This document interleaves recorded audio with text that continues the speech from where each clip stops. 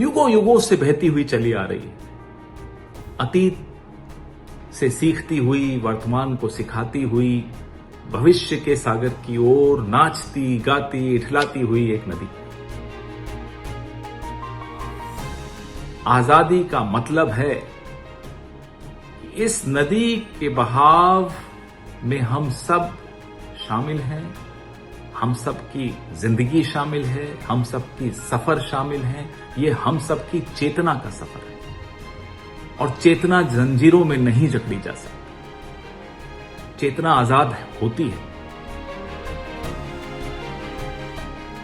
ऐसे देश के लिए जिसमें प्रत्येक देशवासी के हकों की रक्षा की जा सके, अधिकारों की रक्षा की जा सके। वो था संविधान। संविधान का क्या महत्व होता है? संविधान लोगों को सरकारों से बचाता है। संविधान सरकारों को एक फ्रेमवर्क देता है जिसके तहत ही सरकारें काम कर सकती हैं। हमने बीड़ा उठाया कि हम आत्मनिर्भर बनेंगे और उस आत्मनिर्भरता के लिए जो कदम उठाए गए, हरित क्रांति के कदम उठाए गए, वो मुझे लगता है हम सबके इतिहास का एक गौरवशाली अध्याय था। एक ऐसा दौर था जब बड़े बड़े देश हमें आंखें दिखा रहे थे। हमने फिर भी निडरता से बांग्लादेश को स्वतंत्रता दिलवाई। बहुत महत्वपूर्ण कदम था ये। भूदान, बैंकों का राष्ट्रीयकरण, अनेक कदम उठाए गए।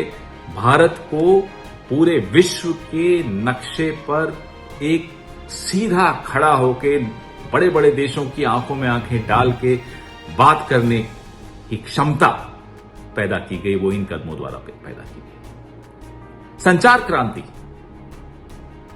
पूरा विश्व जब एक ऐसे रास्ते पर चल रहा था जिस रास्ते से हम बहुत कोसों दूर थे, ऐसे में भारत को उस हाईवे पर स्थापित करना एक बहुत बड़ी चुनौती थी।